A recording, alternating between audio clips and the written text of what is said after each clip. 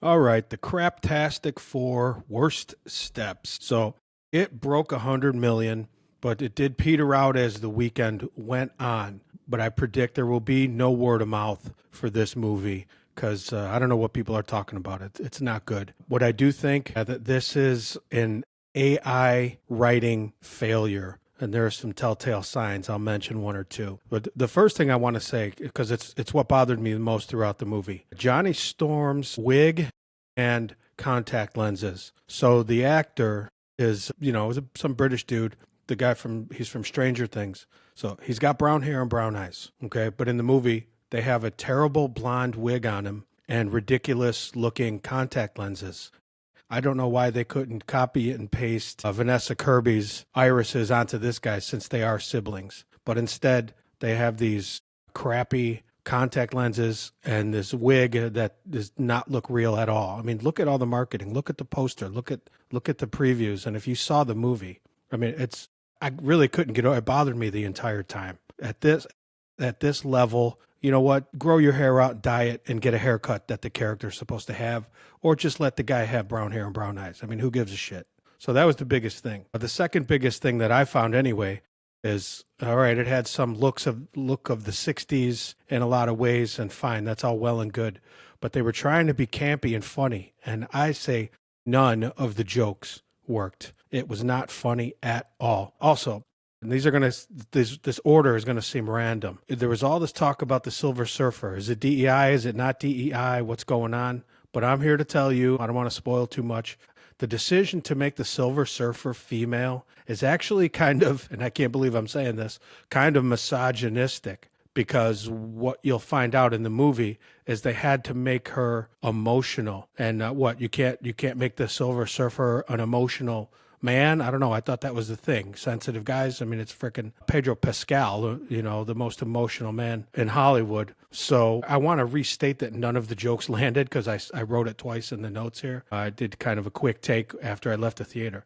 And I mean, I didn't hear one person laugh at one joke, at least in the showing I was in. So there was the plan to save the world was the act. It was almost kind of cowardly. And again, this may spoil it or whatever, but the big plan is not to defeat Galactus. The big plan was to run and hide. Okay. There's a way, maybe that's cool, like in World War Z, where we had to camouflage from the zombies, but it all falls apart anyway, which you'll see in the movie if you haven't seen it. Another thing that seemed kind of canned. They have to set up how to protect the city from all the collateral damage, which I guess is the new thing after the Superman movies. You don't want anybody in the buildings getting hurt potentially. So this is now a theme in these movies.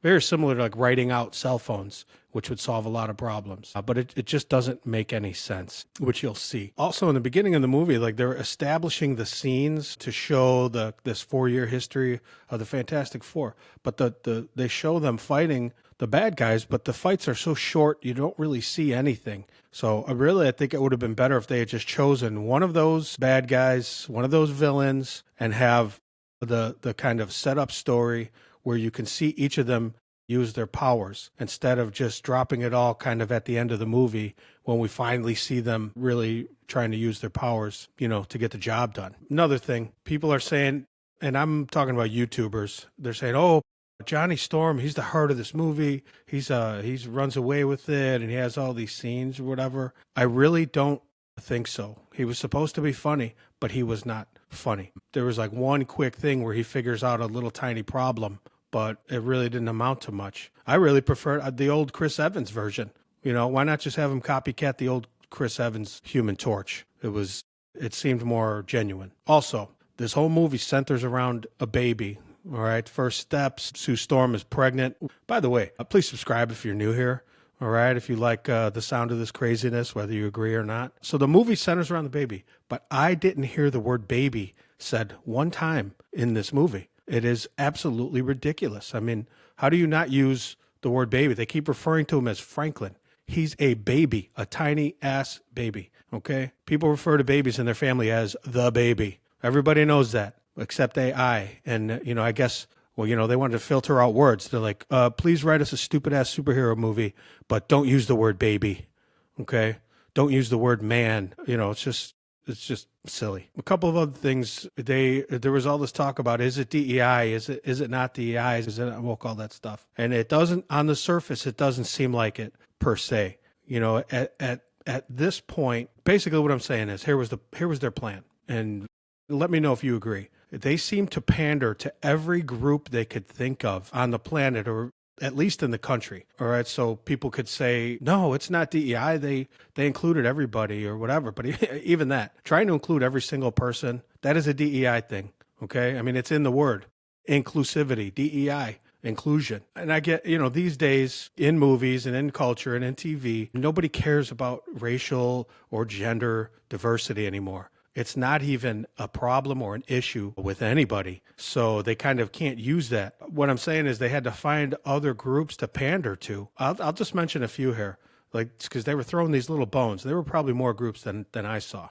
They show, they don't use the words though, they show Jewish imagery. They quote scripture, biblical scripture. There are nods to the protesting left. There are nods to the environmentalists. There are nods to the, what do they call them? Like the one world people and all that. And believe it or not, they even pander to patriotic Americans. So, I mean, they're astronauts. They're American astronauts with the American flag patch on their uniform and everything. So they just wanted to kiss up to everybody, which is stupid and obvious to me anyway. I mean, believe it or not, speaking of believe it or not, there's even an Elon-style self-landing space rocket in this movie. And none of these things are mentioned by anyone. People are just trying to make it sound like this movie's good. It's not a good movie. Speaking of the movie, speaking of the story, the whole thing where it's Galactus. Now, I never read the comics, okay? So I've heard people who read the comics saying this movie isn't so bad. I cannot believe they're saying it. Even though the Galactus character looks cool, he's off in some distant galaxy. Somehow the Fantastic Four are able to a wormhole over there and try to quote unquote negotiate with this godlike creature who eats worlds, who eats planets, and they kind of have a close shave and get out of there. And I know it's all fantasy and comic book stuff. It still looks stupid, or just as it plays out, the logic of it. That's what this movie has: logic problems. So this world-eating, eternal kind of thing. It had a kaiju feel, It had a big Land of the Giants feel, kind of thing. So it was a cool character, but they kind of don't really do anything. He's kind of wasted in here. Spoiler alert, they don't kill him, but they do make quick work of him and do away with him, so to speak, to set it up for the next movie. And I have no problem with trilogies, and I have no problem with sequels as long as they're good or palatable. But the whole thing was just, none of it worked for me. Like, I swear I didn't chuckle, I didn't smile. And the only cool thing in the movie, Galactus, they wasted. Okay, so anyway, that's about it. Sorry to go all negative, but I just gotta call it the way I see it. So in fact, I liked Ballerina, from the John Wick universe better than I liked the Craptastic Four. So that's all I got. That's it for the Muy Macho today. So please comment, please subscribe so we could stay connected here. And that's it. I guess I'll see you on the next one. See you down the road there. All right. Thanks. Adios. Later. Bye.